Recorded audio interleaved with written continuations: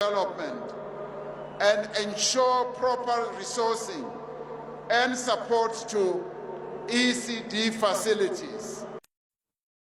The state of South Africa's basic education system remains a matter of great concern, one whose addressing has proved to be a vital point in the campaigning of political parties as we approach elections. The University of Johannesburg and the Kagiso Trust will soon hold their education conversations, an annual platform for education stakeholders and society at large to engage on issues critical to education reform.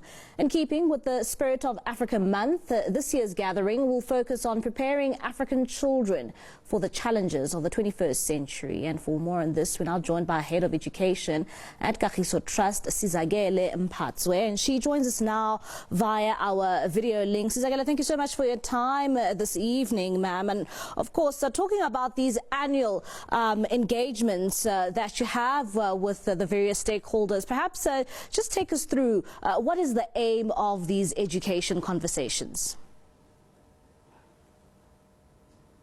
Good evening to you and good evening to the listeners.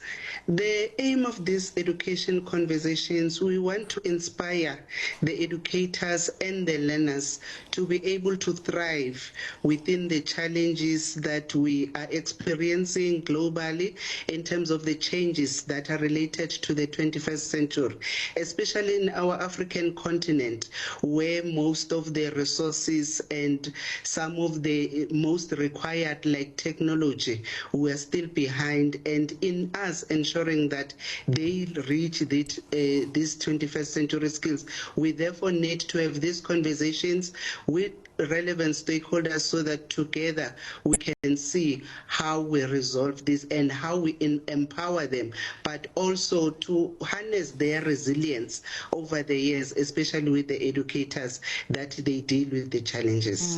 And talking about South Africa, I mean, some of the challenges that we do know is that we have grade 4 learners in the country who cannot read for meaning. And at the same time, when you zoom into some of the issues facing the country, what would you say are the areas of grave concern that really need immediate attention in our education sector?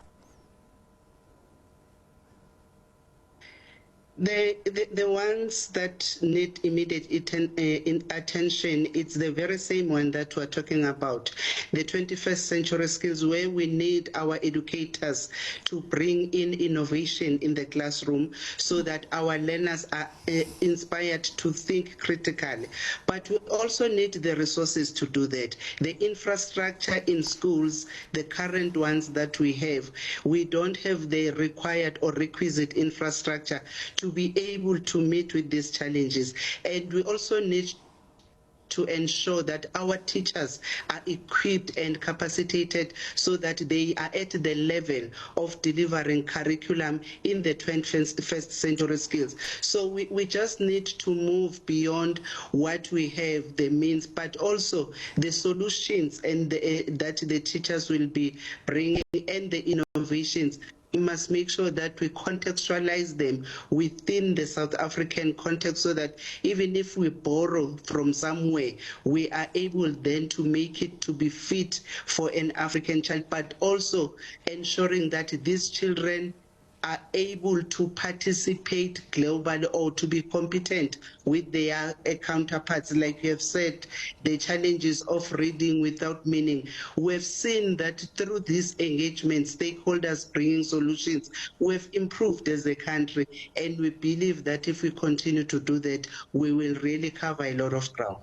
And staying with the issue of infrastructure issues in the country, or one would also say on the continent, if this is not addressed or not resolved, I mean, can anything be achieved if we don't prepare the African child to play a role on the globe? I believe that we can achieve where we are as a country. We are at the level, like organizations like ourselves, Kagiso Trust, including the partnership that we're having with you and other stakeholders. We are at the level that we know what our challenges and we know what could be the solutions. The only thing that we need to do to strengthen now is our how.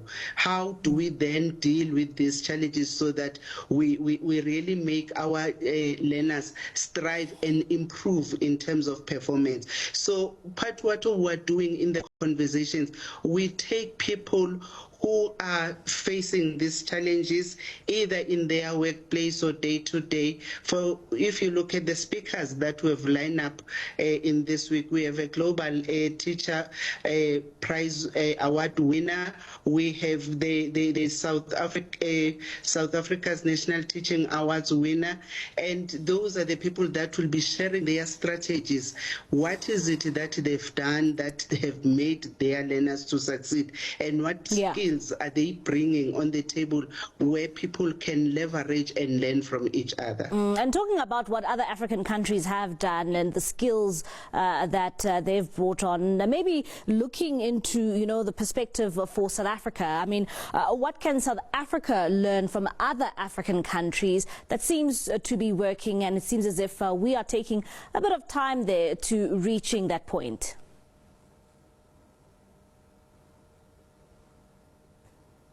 There is a lot that you can. Some of the African countries, let me make an example of Kenya. They have advanced in terms of technology. So it is for us. It then gives us a lever to leverage on where we can be able to learn and see how they have done things, but also it's important to mentor educators, especially those that have been and the ones that are bringing the new skills or the new technology, so that when they mix the knowledge from the different spaces, they are able to improve the teaching and learning. But also partnering with communities, partnering with business, partnering with other non-governmental organizations in resolving the challenges can go a long way. And what role can society play in terms of supporting teachers, in supporting schools, in supporting children to actually prepare our children, for the 21st century?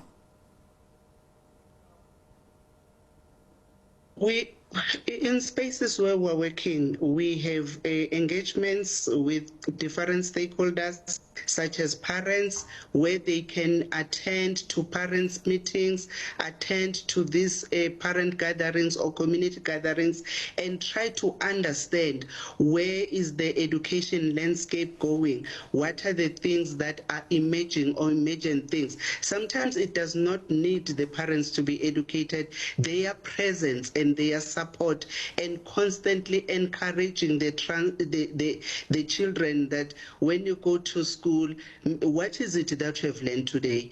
Even if you don't even know what the child is telling you on what they have learned, but just being there as a parent, just being there as a community, especially in the rural areas where we are biased, we will have some of the extra classes to try to close the gaps. We always encourage communities and parents to take part in that. Maybe they can just come, clean the school, cook children, just do something that will make the child see this education is not only important to me, but it is also important to our community and the society at large. We, as Kagiso Trust, we align with the proverb that says it takes a village to raise a child, and we believe that as stakeholders, as government, as business, we are that village. All right, Sizakele, thank you so much for your time, ma'am, here on SABC News this evening. That is Sizakele Mpatswe. She is the head of education for Kagiso Trust. They're talking about preparing the African child for the 21st century.